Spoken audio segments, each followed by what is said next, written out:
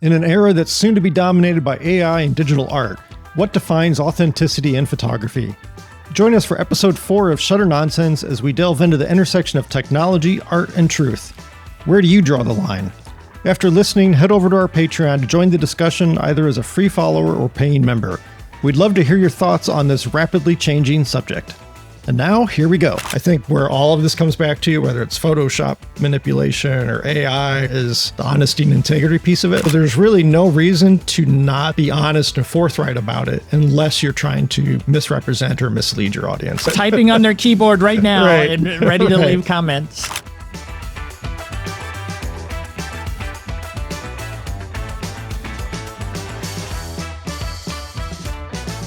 In this one, we're going to be talking about a subject that's been near and dear to my heart, and I know Jeffrey and I have talked about it a little bit, and it's been a big topic in the world of photography and art in general, and that is authenticity and realism and honesty and integrity and all of those things in a world that is becoming ever more artificial, primarily with the advent of artificial intelligence around image generation, video generation, which is advancing insanely rapidly, and all that good stuff. But before we get into that, Jeffrey, what's how you doing? What you been up to? What's going on in your world? I know you've had a hectic week with work. Yeah. I'm doing good. Definitely been a hectic week.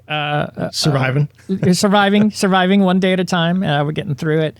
My biggest thing on my plate right now for me and my photography is I really need to get through those Smoky Mountain images and at least get an initial calling done. I need to do something with those, and that's what I'm hoping to do.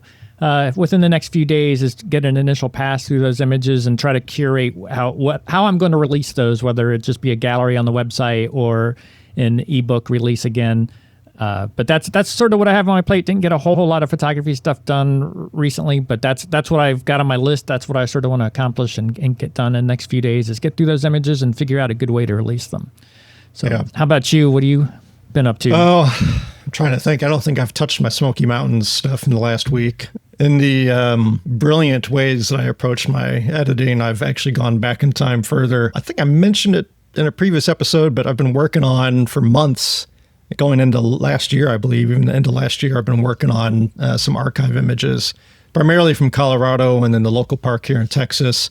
So I decided to circle back to the stuff from here in Texas, at least, and try to wrap that up. I think I've got all the editing done. I've got the final selection made, and I'm kind of in the same boat as you. Like, I don't think I'm going to do an ebook for this one, just 'cause it's a little bit different spanning. I mean, it goes back to 2017, so it's not like it's tied to a recent trip or anything of that nature.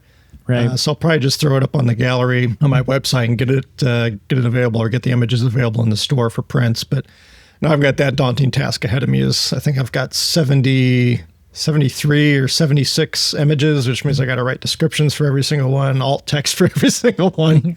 It's that nightmare of updating the website. It's a lot of work. Yeah. I thought you ended up with a lot of images from that project where you went back through the archives. Yeah, and I feel like I culled it down pretty well. There might be a couple more that as I take one final look, but honestly, I feel like I keep reminding myself, like, dude, this is going back 8 years, so it might be a larger collection. But it's all stuff that I had somehow forgotten about over the years, or I've got a line in there where I had initially looked at the file and kind of passed it over, and then taking a fresh look at it late last year, saw something that I didn't see before. I've also got some that I've re-edited from like 2017, 2018 time range. When I look at those edits, it's just like, oh my Lord, what was I doing? I was going to ask you that, what you thought when you dig that far back. Like, your style certainly changed, your editing capabilities changed, how that felt like doing that deep dive, and whether you felt your captures were good and that your growth in editing and approach helped salvage some of those, or were it'll just more match your current look? What was that like? Yeah. So interestingly enough, and I would say most of the images are from 2020, 2021, and up until present day, like as recently as this spring. But for the most part, I don't feel like my in-field style has changed that much. Where I've definitely gotten better is just getting it right in camera. I'm having to do some more cropping than what I would do typically today and things like that. Getting into the older files, there's fewer being added in this collection, just simply because I didn't have the skill set at the time to produce consistently good work. So there's a lot of turds in those 2017, 2018 files. I think 2017, I've got like 2 files 2018 is a little bit more, but yeah, most of them come from the last 4 or 5 years. Last 4 or 5. And then the editing, yeah, man, it's for the most of these were unedited, but for the ones again from that 2017, 2018 era when I was all about, man, I don't know what I was doing. Like it was kind of the trend at the time, like really warm light and and really cool shadows and adding in light and shadow that wasn't necessarily there or way overemphasizing it. I really loved clarity, apparently, especially in 2017, that more than I remembered liking. Which is sort of funny now, because isn't one of your normalish things for Woodlands is to knock the clarity down a little bit these days? Yeah. Compared Yeah, it's been, there were definitely some cringeworthy edits in there that I happily reset and will never go back and look at again. So, but yeah, I've been working on that. Still haven't gotten the box sets. Actually, I went back and looked at previous orders, and I must have been hallucinating that they used to come like in a week. That has not been the case. So I've probably got another week or so. I know they're in production now, so looking forward to getting those in. I finally, if you can see back over my left shoulder, I finally ran off my first prints. For those of you on video, you get a sneak peek, although by the time this goes live, they'll be out on my website for pre-orders. But there's my 12 images, and I'm going to be including in the box set, doing away with the actual paper folio or thin folio that I used before and switching to a box set, which lets me expand the number a little bit. So finally got around to that. And then last night, because I need to add all these new images to the website, and because New Mexico Fine Art did away with their canvas prints, which I really love working with them, so I want to stay with them. I don't really want to use a different lab. So I've got to update all of my existing print listings on my website to remove the canvas. I've decided I'm going to replace canvas with metal. And then long overdue, I haven't updated my pricing on prints in a year and a half, coming up on 2 years. So I went through and pulled all the cost for the actual prints and the shipping and my time and all that and got everything updated. So for the most part, it hasn't been drastic changes, but I would say that the costs have gone up more than even I thought they had. A lot of it on shipping. But so, yeah, I'm in the midst of doing all that. So that'll be done here hopefully today. I just got to update the CSV file and upload it to the site. So a lot of kind of admin stuff, so to speak. But yeah. There's a lot of that. There's a lot of that admin work that you got to get taken care of. So it sounds like you've been busy. Never ending. Yeah. For sure. Definitely. Which is nice. I've actually had the ability to concentrate on photography without some crazy life event coming up, knock on wood. Yeah, right? That's something new for you. Probably shouldn't have said that out loud. And then I have decided that I am going to go back to Colorado this summer. So I'll be going... I think I'll be getting there a week earlier this year. I've got a presentation on July 21st, so I'm going to head out there early enough that I can get back a couple of days before that presentation and kind of rest up and go over my notes and whatnot. But so I'll be out there for 10 days, including travel to and from. But that should be a good trip. Hoping to catch the wildflowers a little better this year too, with being there a little earlier. So I think that's the gist of it. Nothing too exciting beyond the proofing prints for the box set, and then from the archives collection I'm working on, but just a lot of behind the scenes stuff. I've been trying to finalize my travel schedule for the fall and early winter, I guess, and trying to figure out where I'm going to extend trips and where and everything like that. Just trying to piece it all together. So figure out what makes the most sense to let me see the most places the most efficiently. So yeah, I wouldn't mind sneaking another trip in like September, but here it's still so warm in September into October. Maybe get up to Oklahoma. It'll be a little cooler there, hopefully. I haven't been there actually since 2022, I want to say, so I'd really like to get back there. But yeah, we'll just have to see. And then I've got the Utah workshop kind of was the third week of October. So that kind of falls in there too, right in the midst of the fall season. I got to account for it. So we'll see. Makes sense. We will see. So anyways, let's just jump into this topic. So artificial intelligence, hey, good or bad? Right. Oh, right. That's a big question, right? It's of strong opinions on AI and how it works and how it applies to the creative, and then just where is the line? If you think there is a line, where is that line? So I my viewpoint is it's a very complex issue, and like so many things, it gets portrayed a lot as black and white, but it's many, many shades of gray. On one hand, the cleanup tools, such as what Adobe rolled out in Camera Raw and Lightroom, was that earlier this year, last year? I can't remember now. Yeah. Last year, I guess it was. Yeah, it was probably last year. I guess we're still early 2025. Yeah. Like those are phenomenal. for the most Yes. part. Yeah, they're not perfect, but far better than the tools that we had available to us. Definitely. So that's great. Image generation and manipulation, that's a whole other side of the coin, which, there's a lot of ethical and artistic implications there and arguments to be had in favor of it as well. Then you've got the environmental aspect with the amount of power that this AI stuff. Right. A lot of chews people up. forget about that, the Right. environmental impact of using some of the AI for anything, image or even the text generation and text questions Right. and answers. Yeah, when you've got these big companies buying old decommissioned power plants, it's especially when they're coal-based. It's like, Right. maybe I need to rethink this whole thing. So yeah, I mean, there's a lot of nuance, and let's back up a step. Yep. I think, again, you and I are both pretty similar. I call myself a representational photographer. I'm trying to represent what I saw and witnessed and experienced. That doesn't mean I'm just going out and taking the photo and I'm not editing it, or I'm just using the basic profile and calling it a day. There's still a creative process in there. But as I think it's been a couple of years now, I wrote a blog post about authenticity and the age of AI and, an increasingly artificial world. And like you said, where do you draw that line Right. between not just changing the appearance of the image to convey how the scene felt? Because there is a difference, to me at least, in what you truly see versus what you see creatively, what you feel emotionally, the experience of it, so on and so forth. Finding that line between that versus, and it's no different than Photoshop compositing or anything like that. Right. I've never done that.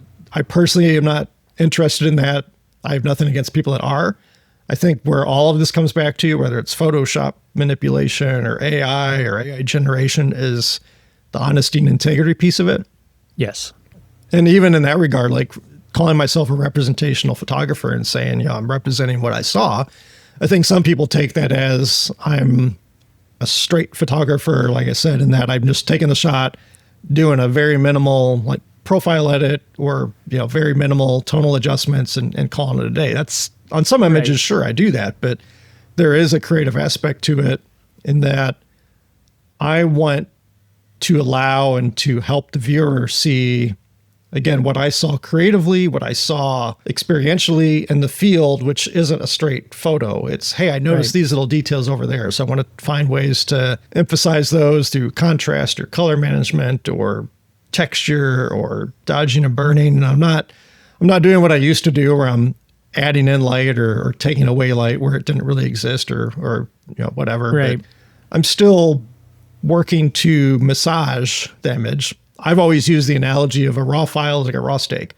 You're not going to take a raw steak and plop it down in front of somebody and tell them to enjoy. You're going to, it's not a perfect analogy because, for raw steak, you would cook and season it to their preferences. But, here's my vision of what the perfectly cooked steak is and how it's Right. seasoned and everything. Yep. That's the way I look at the post-processing piece of it as well. Yep. Season to taste. Season to taste. So, but again, like you said, like there's that fine line. I know some people in the landscape photographers worldwide Discord, they're vehemently against using the AI remove tools just to do cleanup. And like, I'll remove a branch in the corner of a frame or something that's distracting, as long as it's not fundamentally changing what I saw. Right. It's like a temporary object in the scene or something Right. like that just, Right. it's an easy removal or Right. it's a temporary thing. In 6 months Right. that wouldn't be there.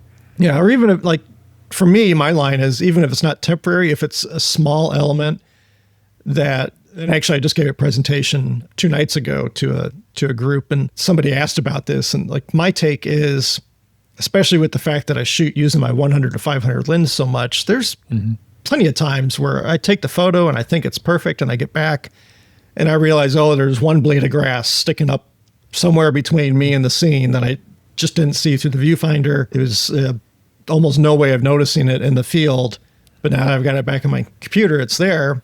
It's one thing if it's cut through the entire frame, but if it's just cutting in a little bit, Right. I'll take that out, no problem, because it's not anything I saw. It's not anything I would expect a viewer to see, certainly with their naked eye if I'm shooting like 400 or Right. 500 millimeters. But, same thing if they're looking through the lens.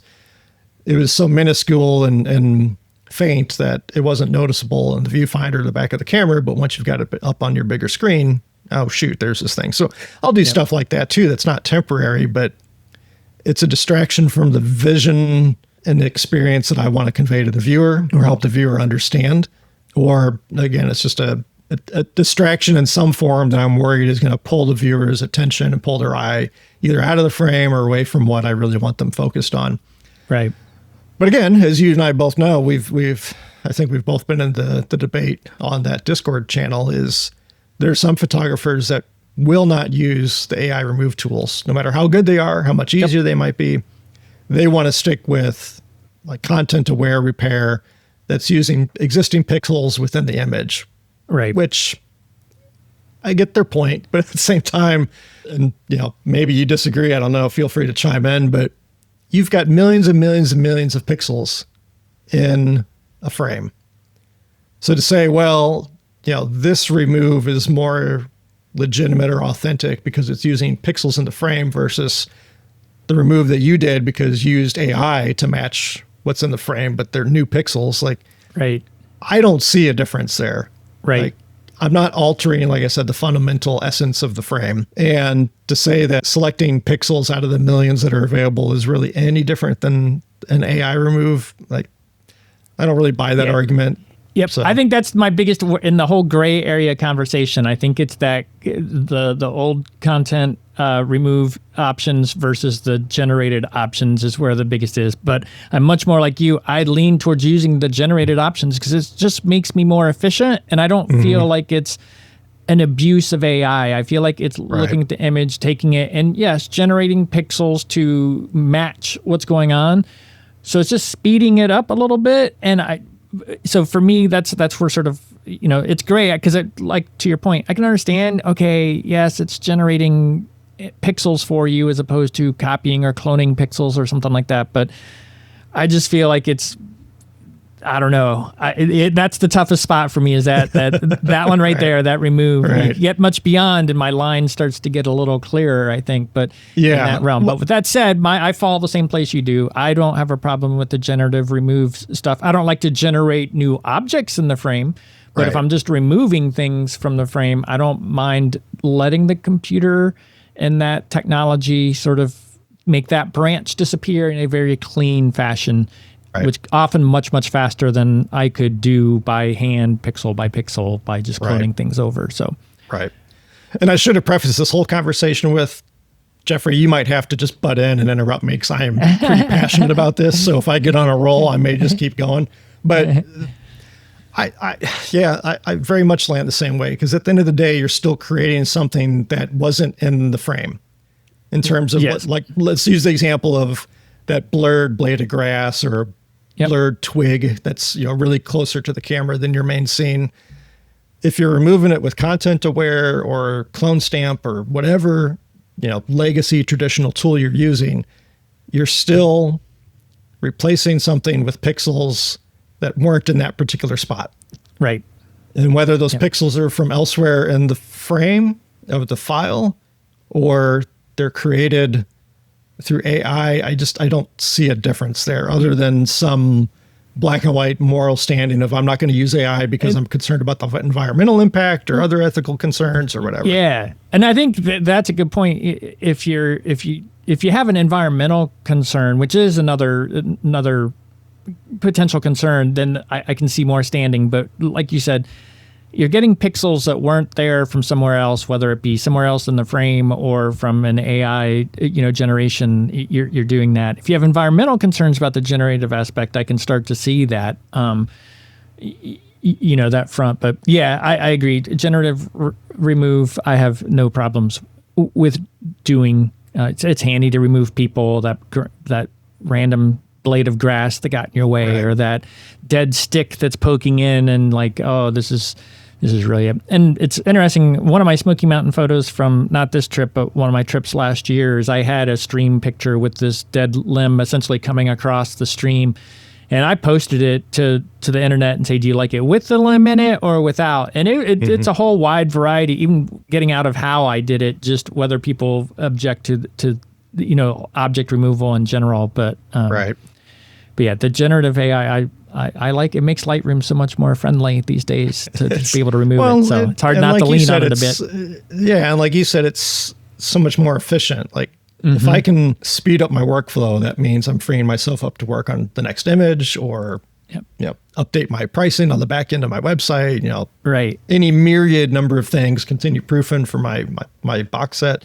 So especially as somebody that's now running a business from photography and, you're doing it on the side, like I need to be conscious of time value as well. So if I got something that can make a significant improvement on my time and honestly, a lot of times give a better result that looks more natural or, upon close inspection might be better or more true to what was actually there anyways than being restricted by those legacy tools, then I'm all for it. But like you, I'm not going to say, oh, I don't like that bush there, I'm going to replace it with a tree or a different type of bush or whatever. Right. Yep. And that's where that's where my gray starts to fade when I'm generating new objects, completely new objects and entities, like you said, swapping out bushes for rocks and things like that. Then that to me is nothing wrong with it. It's not for me, but yeah, that's where I start to leave my gray area and have started to move solidly into the how does AI factor into photography and is it still photography once you start doing a lot of that? Right. And again, AI to me, like, it hasn't changed those fundamental questions other than the ease at which those results can be achieved. You've had compositing and everything you can do in Photoshop for so long, and even with the basic legacy heal and spot healing in Lightroom, like I'll be honest, I've got 2 photos in my portfolio that I know for a fact where using Lightroom I made a pretty significant change that didn't alter the scene, but in one I've got a shot of waves coming into shore and there's kind of motion blurred birds flying through the sky. Well, in the original frame, those birds were really close to the top edge of the frame. So within Lightroom, doing a little clever trickery with their heal tool, I moved the birds more into the boundary of the frame so that it didn't have that tension against the edge. I've got another one where I've got a Utah view with a beautiful, dusk sky and some little pink clouds. And in the version that I ended up using with the crop, those clouds were really close in the upper left corner. So using only Lightroom, I moved the clouds. So it doesn't mean that these things weren't possible before. Right. People have been doing sky swaps and putting objects into frames or extracting objects from one frame, putting them in the other for a long time. And like you said, it's almost more AI has just brought that to more people and made it more easy to do if that's your thing, to add and remove significant objects from a frame. Right. And with those 2 examples I just gave, if somebody were to ask me, like, is this scene true to life, true to what you saw and experienced? I personally would have no issue saying yes. Even though I moved 2 little clouds and I moved those birds, like that doesn't change the fundamental representation of what I saw and witnessed. If I'd just tilted my camera up a little bit, the birds wouldn't have been closer to the top edge. Or if I waited a second, maybe they would have come down further into the frame. With the clouds, I could have, when I was there on site, I maybe could have taken a few steps to the right and they wouldn't have been so close to the upper corner. So there's again, those differences, like removing a branch versus removing a whole tree or something. It's the same thing. Like I'm not changing, in those 2 examples, I'm not changing the landscape or the scene. But everybody's line is going to be different. There's plenty of people I know that probably heard me say what I just did. And are like, oh, how could you? You call yourself a representational photographer. But typing on their keyboard right now and ready to leave comments. Right. As a reminder, head over to our Patreon. Even if you're a free member, you can leave comments on our show notes. Yes. So the line is different for everybody. And even for me, it's a blurry line at times. Yes. But it's just, I know when I cross it, or I know when I would cross it and I don't. And that's just a fundamental belief that I have. If I ever were to do something that was more of a drastic change to misrepresenting how it truly looked, I would be honest about it. And that's the other big thing, I think, is where you get into the ethics of all this. We've seen big names in nature and landscape photography, at least early on, that on their Instagram feeds started sharing work without disclosing that was completely AI generated. Right. To me, that is unethical. It's immoral. in that you are now conveying something to an audience. And in those particular cases, especially, like, your audience is following you because they have loved your photography, and theoretically, at least, it was a representation of those truly experienced scenes and moments and nature. And now all of a sudden, without saying anything, you're throwing up a bunch of completely quote unquote fantasy scenes that may look real, but they're not. But you're not sharing that information at all. So your audience is under the assumption, oh wow, look at that shot you got. That's amazing. How did you do that? I've never seen anybody else do that. Well, sure, because it's completely generated from your imagination with some word prompts. So that's the stuff I really have a problem with. Yep. And again, it's the same thing for me. Like, I got nothing against people that go into Photoshop and create composited artwork from scratch, or composited photo from scratch, or make major changes with compositing and everything. But be honest about it. Like, that in itself is an impressive skill set. Yes. So there's really no reason to not be honest and forthright about it, unless you're trying to misrepresent or mislead your audience, in my opinion. I'm sure there's exceptions to that rule, but I gotta take a brief breath here, man. This is, like I said, this is where I get a little fired up.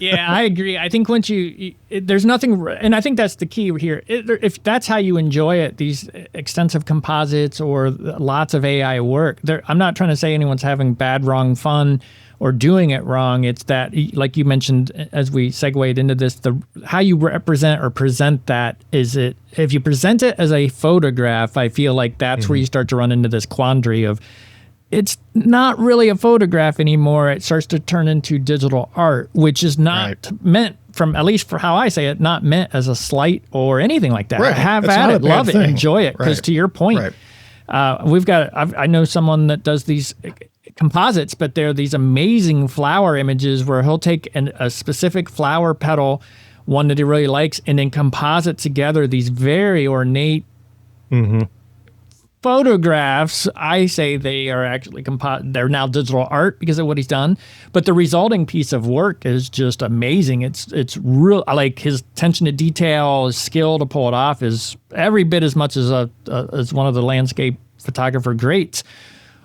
If he calls it a photograph, though, I start to have some objection, because it's like, okay, it's digital art. It's amazing digital art too, but it's not really, it has left that ground of being a photograph. So yeah, I think that representation, I think, is a key. And I think ultimately that's almost what gets most people up in arms about AI to a degree. It's the how you represent it. If you tell it's digital art, awesome, have at it, and you're really good at it. Those are some amazing, interesting looking images and artwork to look at. It's when they say it's a photograph and never reveal it, or even worse, when questioned about it, will try to delete comments or which not even fess up. We've seen that, and that is annoying as all get out, I think. And I think even more so for the photographers like you and I, who are a little more representational in style and trying to be fairly true to the scene.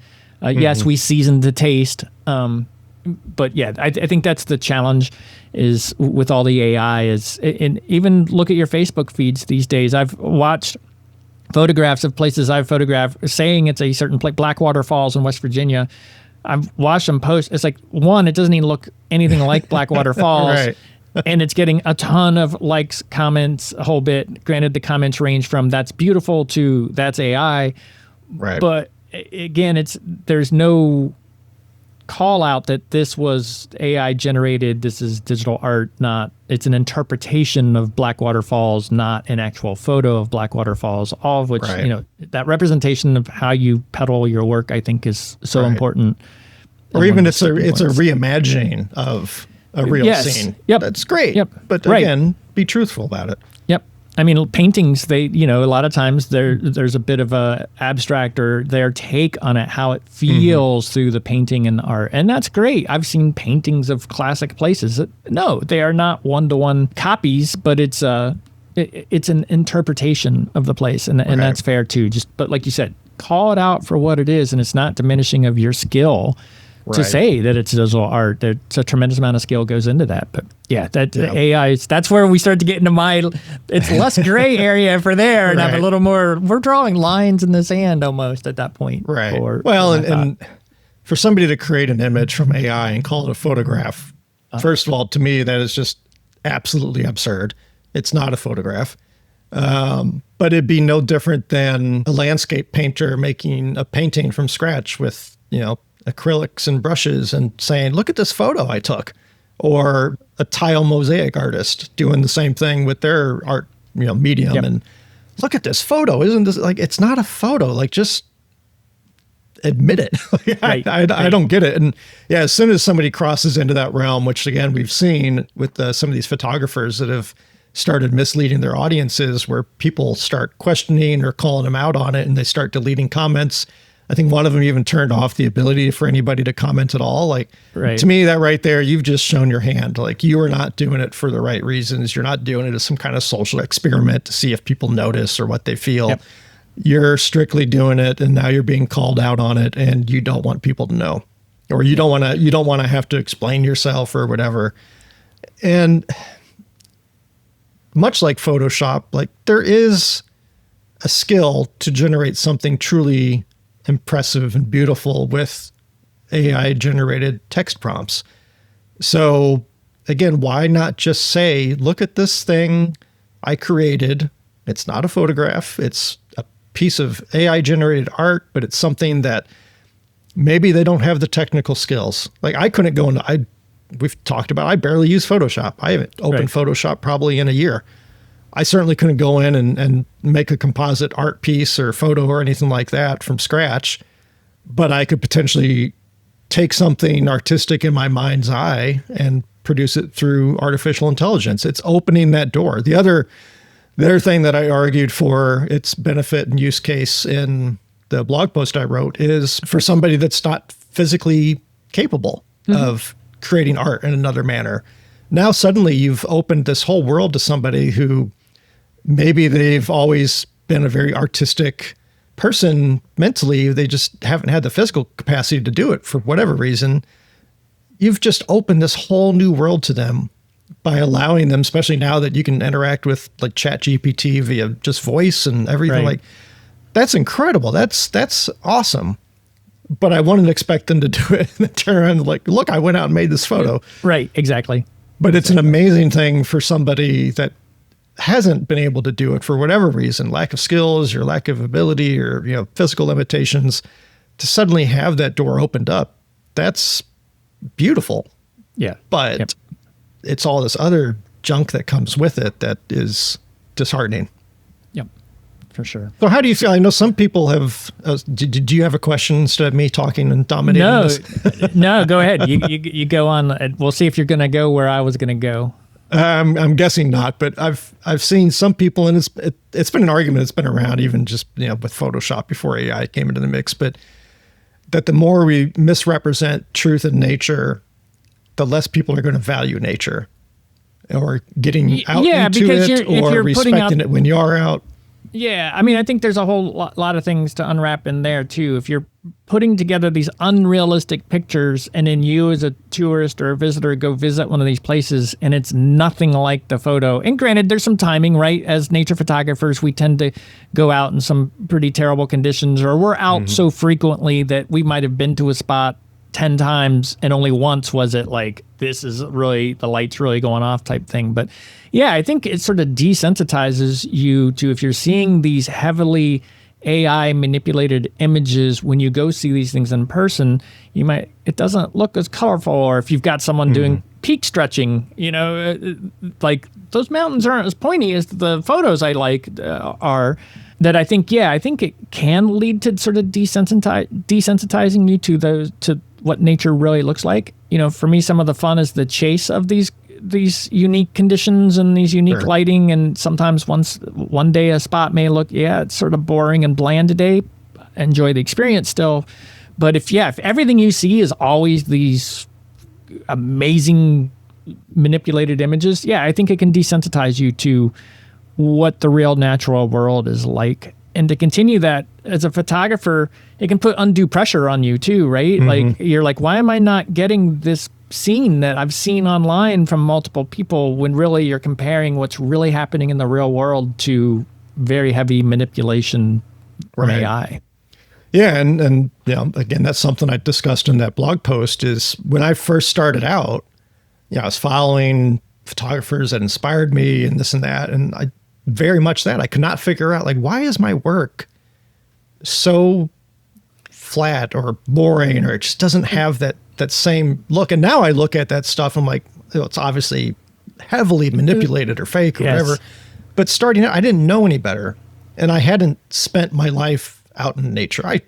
One could argue I should have realized that some of the stuff was heavily manipulated at the very least. But that was really disheartening as somebody who was a fan of someone's representation of nature to find out that, oh, you know what? It actually isn't representation of nature. It's art, but it's no longer treating nature truthfully or showing, really frankly, like, not to be wax poetically, or like, nature is freaking beautiful. I guess that wasn't poetic, but so why is there this feeling that we have to amp it up and, make it more dramatic and crazier and bolder, more saturated and the whole bit? And again, if that's somebody's style and there's people that do that, and it's beautiful artwork, I would call it. But to me, I think an analogy might be, you probably have heard stories when, like, New York City has a brownout or a blackout and the city goes dark at night. 911 gets calls about all these weird lights in the sky, and it's people seeing the Milky Way or, just stars for the first time. Right. And I think if we as artists, photographers, whatever, if we truly want to be advocates for nature from a, protecting the land, protecting nothing's pristine these days, but protecting from a conservation standpoint, the more we misrepresent it or create fantasy versions of it, I think for all of those people, and I'm totally pulling this out of thin air, but I would guess that the majority of people maybe really haven't spent much time in nature, especially in those dense urban environments. So to them, a pretty scene is a pretty scene is a pretty scene. Mm-hmm.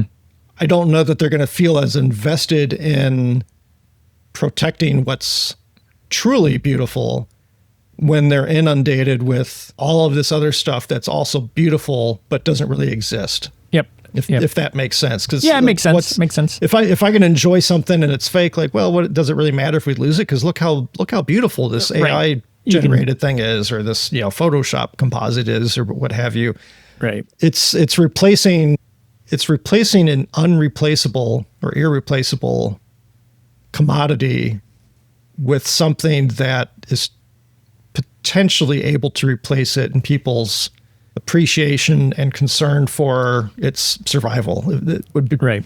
I feel like I'm not framing it the right way. No, I think I get it. I think I get it. It's there's a whole subset of people that don't get out in nature. So if you're not out in nature to actually see it, and your consumption of these AI images, it becomes a replacement to it. It diminishes the value of the real natural world, because you can get that same dopamine hit by looking at this thing generated from AI, versus those of us that get out in nature, even infrequently, we sort of have that more in touch with nature and realize that those are two competing elements, but there's probably a whole subset of people that just don't get the opportunity for whatever reason to get out often or experience some of these great places. And that need is fulfilled through this AI image, which makes them less likely to care about the national parks or national forests or anything like that, even though there's still tremendous value to them throughout. I can experience this in virtual reality now with my Apple Vision or Meta Quest or whatever. Exactly. So I would say, kind of winding this down, because I think or at least I feel, if you've got more to say, like I said, jump in and tell me to shut up. My final thoughts on it too is more from a just pure humanity standpoint as well. There's two. There's one from an artistic standpoint and humanity, and then there's one also that, like, the really scary side of it, which I don't know if you saw it in the AI channel on the Discord yesterday, but or the last couple of days, there's been some videos shared that the visuals are completely AI generated, the voices are completely AI generated, and I can't tell. Like, on my phone, like, there's maybe an occasional little, like, uncanny valley thing, but you can't tell. So speaking to the scary part first, like, Yep. it's one thing to say, well, maybe I can't trust a photo or something presented as a photo anymore, but if there's video supporting it, I know the authenticity or lack of thereof. Right. And I've said that with my work, like part of why I've started doing in-field videos and writing my field reports and trip reports and all that stuff and showing behind the scenes photos is because, like, hey, my audience, I say I'm a representational photographer. I'm working from an authentic place. I want my audience to trust me. So here's how I'm going to show them to do it. But seeing this stuff and how quickly it has evolved from the totally terrifying Will Smith eating spaghetti of 2 or 3 years ago to somebody who's very skeptical of any media these days and looking at it on my phone and going, if somebody hadn't told me, I don't know that I would have ever picked up that this was completely 100% fake.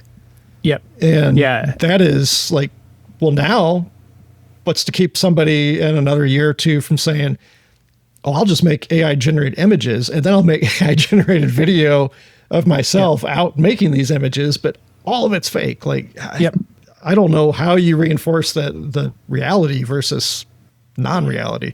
I listen to the controversial Gary V podcast here and there. Anyone not familiar is a big social media guy, always be on social media, but he does Q&As at these conferences. And he was talking, someone was asking about what about AI generated influencers? So essentially they're business minded. So they're trying to peddle their brand through an influencer, but without hiring the influencer and doing it through AI. And his take, Gary V's take was, yeah, that's common. And like in a year, you won't even know that influencer doing their hashtag van life or something is actually an AI entity. Right. And like you said, those videos that are already starting to surface at just how far it has come, and just even within the ChatGPT generate image time frame, it's crazy.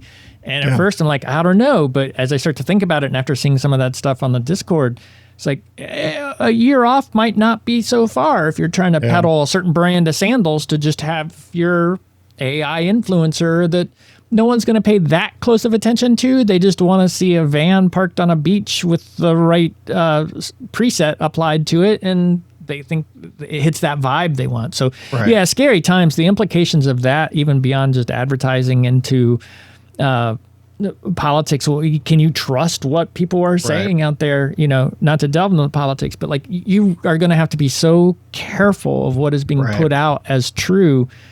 I don't even know how to combat it. And how do you prove provenance? I mean, I know Adobe's got their content, content authenticity initiative or whatever that a lot of companies have signed on.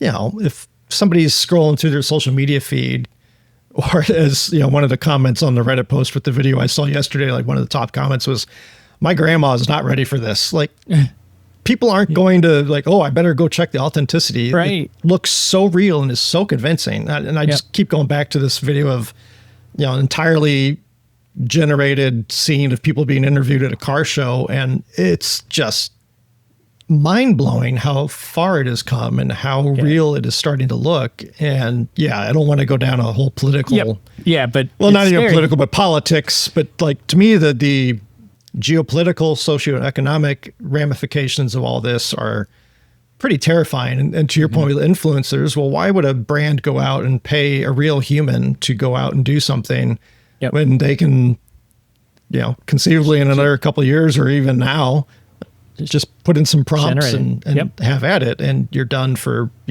way, way, way cheaper. Which all that kind of circles back to the point I was getting at before, or started to go down, is the humanity side of everything. And maybe I'm old-fashioned or unrealistic or whatever, but like, it has bothered me over the last 5-10 years how enthusiastically and how quick humans, we'll just say humans in general, not anybody specific, but have been to embrace all of the, well, if I can have it delivered to me, I don't want to deal with people. Don't even get me started with that. I don't want to go to the restaurant. I'll just have it delivered. And now we're going down this new path with AI where it's like we're just determined, again, globally, not not us, you two, you, me, or even our listeners, but we as a species, and you could say tech companies, but we're just determined to do everything we can to strip out the humanity of life. To not interact. Right. With the human connections. Like for me personally, if I'm scrolling through something and I see, oh, this is really beautiful, and I read the caption, it's like, oh, I generated that. Like I lose all sense of connection or awe or curiosity or wonder, knowing it's something that was completely fantasy generated. And I felt the same way again with Photoshop. You might be able to respect the skill and the creative vision and everything that went into it, but I just less so with Photoshop compared to AI. But with AI stuff especially, it's just like I want to know a human made that. I want to know that somebody with life experiences and passions and heartbreak and a story and a reality to them, a heart and soul, however you want to frame it. Like, I want to know that was made by a human. I don't want to look at stuff that, like, how far away are we from having AI just create AI stuff? It's probably already happening, I would guess. Right. I'm sure it's happening somewhere.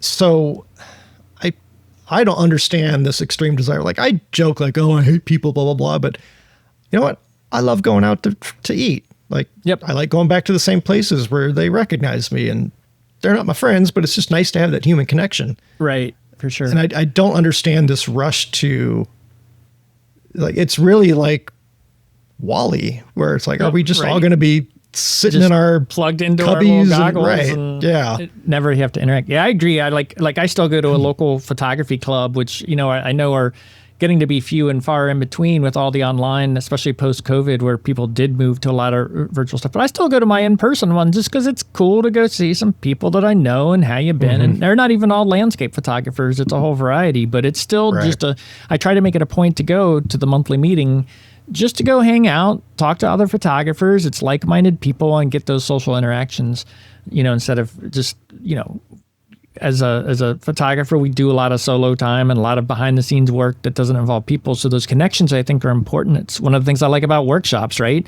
Like, I enjoy teaching, but I also like hearing from these people. I mean, just think of that last group we were with. I mean, it's fun. Like, you get to know them, you joke, you go back and forth. And it's like, you don't get that. And you and I hang out in some of the same online communities, but it is still a different level of community to do it in person than it is to do it virtually. It's a great point. Why do we keep taking this stuff to insulate us from human interaction and experience? It is mind-boggling. And I say that similar to you. I say I don't like people all the time. Like, I'm an introvert. I need a time to recharge my batteries. I fully acknowledge that. But at the same time, some interactions are good, and it's a positive thing. So it'll be interesting to see as we go, and how people insulate themselves, and what happens to the people that don't want to insulate themselves completely. And it's challenging times. Yeah, and I think we could have a whole other podcast episode if we wanted to branch out of photography just around impacts of social media and relationships and friendships and everything for the younger generations and that. But I would say, kind of going back to that human connection, humanity piece, a good example is Heather and I, we shop at Target. We love Target pickup, drive up, order pickup. It's great. There is one guy at our local Target. He is the nicest guy. He's always just enthusiastic and happy and super friendly. And, it's not a conversation, but you can just tell, like, he's a happy human being.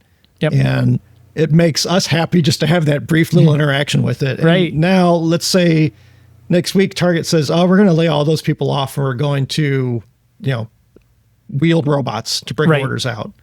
Like, now you've just lost that. So now it's this totally sterile interaction. And okay, maybe AI is in the robot, and, they can chat with you and that, but there's not the facial connection and the eye contact. And it's just, it's different. Losing that kind of stuff will make me sad. I know that's not photography related, but it's to important. Me, it's kind of the same thing as going back to the art. Like, I want to have a connection with the person behind the art, not to me. It ties back.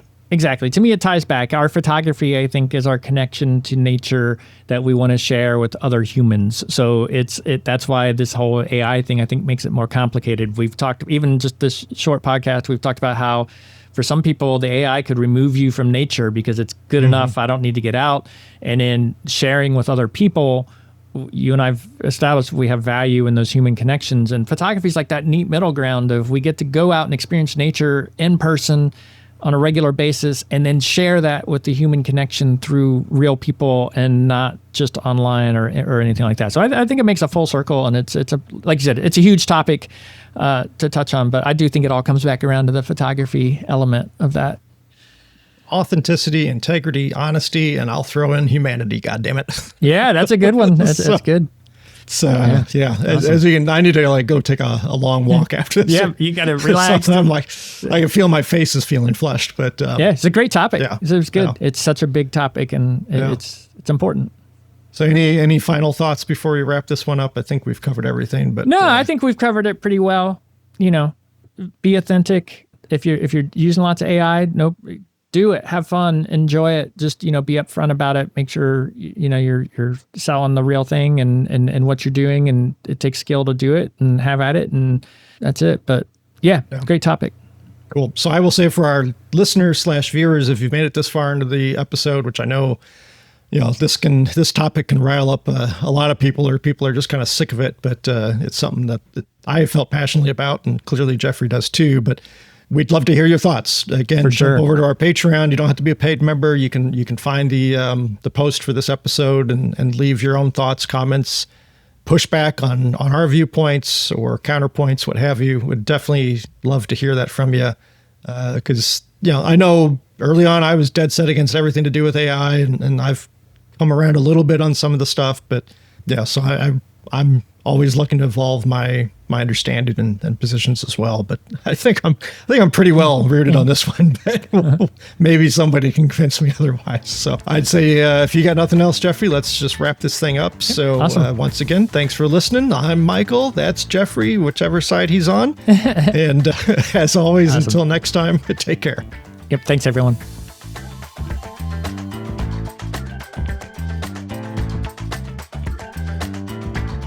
Thank you.